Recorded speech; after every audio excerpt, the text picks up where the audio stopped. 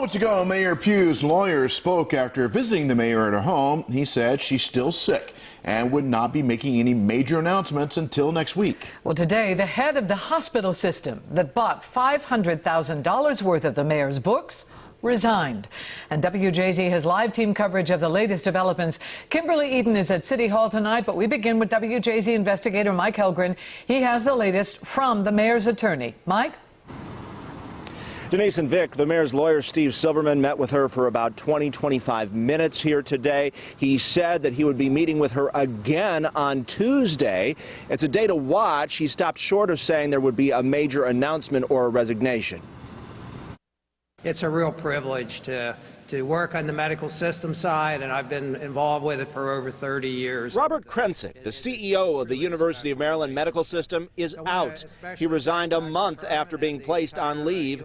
Krensick championed the $500,000 no-bid deal between the hospital system and Mayor Catherine Pugh for the mayor's Healthy Holly children's books. UMMS said in a statement, this action is an important step in moving the health system forward during this critical time. The resignation comes one day after federal agents raided Mayor Pugh's homes and City Hall. No one has been criminally charged. The mayor has been facing growing calls to resign, but has yet to make a decision about her future. We are just trying to get to a level of physical and mental stability so she can make material decisions about what she wants to do next. And I know what she wants to do is whatever's in the best interest of Baltimore City. Fred Guy directs the Hofberger Center for Professional Ethics at the University of Baltimore. It is the height of unethical behavior to stay in office now. Last week, the governor signed a sweeping new law in the wake of the scandal that reforms the UMMS board.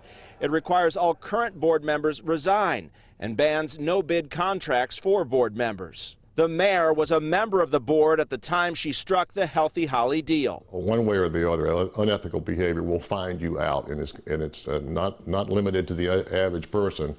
It reaches all the way to the highest positions in public officials.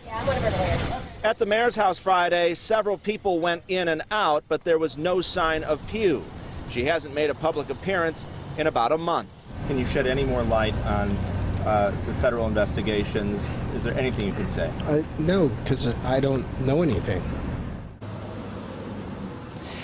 And again, her lawyer is saying she still cannot make a decision about her future at this point, but next week we expect something to happen, and he specifically said on Tuesday that he would be meeting with her.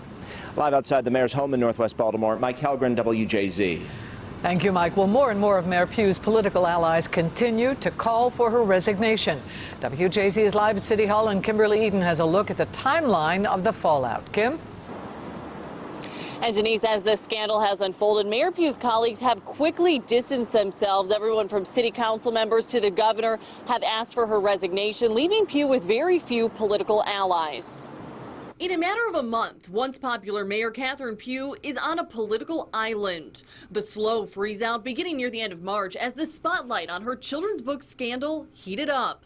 On April 1st, Pugh announced she would temporarily give up her seat in Baltimore's top office, taking an indefinite leave of absence. We can't be distracted by the things that are going on. We support the governor's call for investigation. We believe that this issue has to be permanently resolved as quickly as possible. The next day, Councilman Brandon Scott and other city council members pledged to keep the city moving forward, throwing their support behind investigations into Pugh's dealings, but not fully distancing themselves from the embattled leader yet.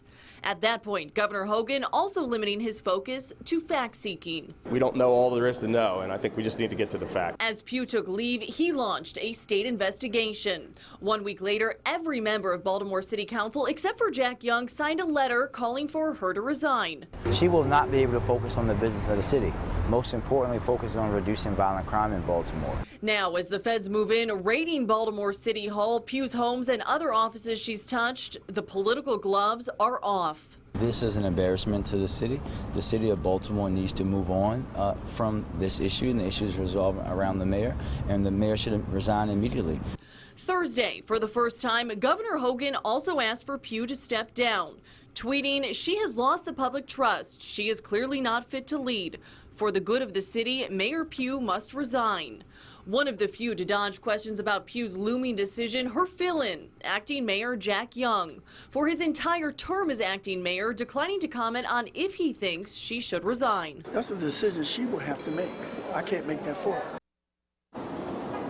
And yesterday, Pugh's longtime friend and supporter, Congressman Elijah Cummings, stopped short of asking Pugh to resign, but did say she needs to hold herself accountable to the people of Baltimore. Reporting live tonight, I'm Kimberly Eaton for WJZ. We'll stay with WJZ. We will have updates on the ongoing investigations into Mayor Pugh, and we will bring you all updates.